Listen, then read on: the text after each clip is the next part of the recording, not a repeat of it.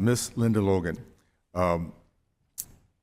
you gave us an example of how IBM has used the work-based learning to address a shortage of skilled workers and support career advancement. What updates to Aurora would be needed to make employer-led programs a greater force, a greater focus in this particular law? So, yes, thank you for that question, Chairman Owens. We believe that there are a variety of programs that are needed to really address the skills gaps that we see. IBM is addressing them in multiple ways. We both have apprenticeship programs and we have the free skilling programs that we offer, like Skills Build. We work with workforce boards and with partner organizations so that people who need opportunities can access the skill development that's appropriate for them where they are. I think the flexibility that WIOA can offer for local programming at high quality, aligned to job needs, is what we need to focus on.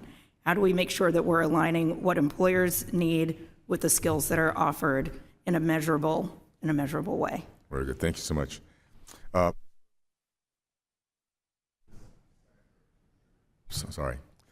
Ms. Ferguson, having the business sector contribute to the cost of skill development programs is a critical way to maximize the impact of taxpayer dollars. How does the cost effectiveness of WIOA customized training compare to those other skill development programs? Right, so for us, Mr. Chairman, on the customized training piece, the employer has to contribute at least 50% of the cost of the training. Quite often it is more than that. For this current program year that we're in, I can tell you that our average individual training account, single scholarship, is costing us about $6,300 per participant, and our average cost per participant for the customized training is just over $1,400. So it's about a four and a half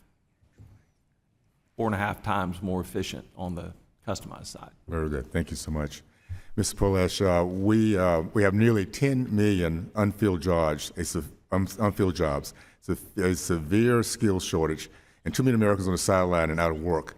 Yet the DOL considers the public workforce system in every single state a performance success. Why is that?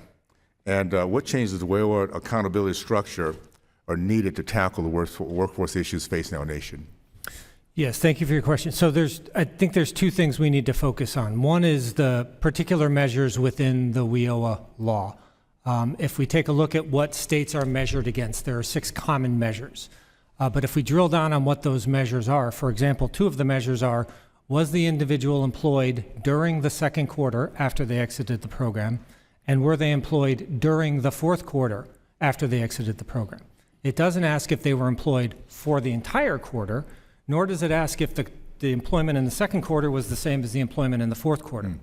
So I could have 2 jobs during the year, 1 day in the second quarter and 1 day in the fourth quarter, and the state is able to claim me as a +1 in both of those. So we really have to take a look at the measures that we're holding states accountable to. But then we also have to look at the negotiated levels of performance. And I pulled down from the department's website the 2023 negotiated performance levels for some of the states. And if you look at the performance levels, and I hate to pick on states, but we're going to have to do that. If I look at New York and New Jersey, their second quarter after exit, so the number of people they say during the second quarter after they exit the program are going to have a job, is 61% for New York and 62% for New Jersey. So those states are telling us right off the bat, 40% of the people who exit our program are going to be unemployed for 6 months. They're telling us that right off the bat. That's their negotiated level of performance. If we look at the fourth quarter after exit, we can pick on a state like Vermont, where it's 60.5. So again, trending down. Another measure is the median wages. How many wages does an individual make in a quarter?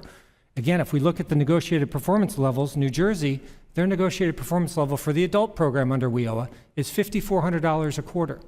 So that's $20,000 a year. That's the bar that they want to hold themselves accountable to.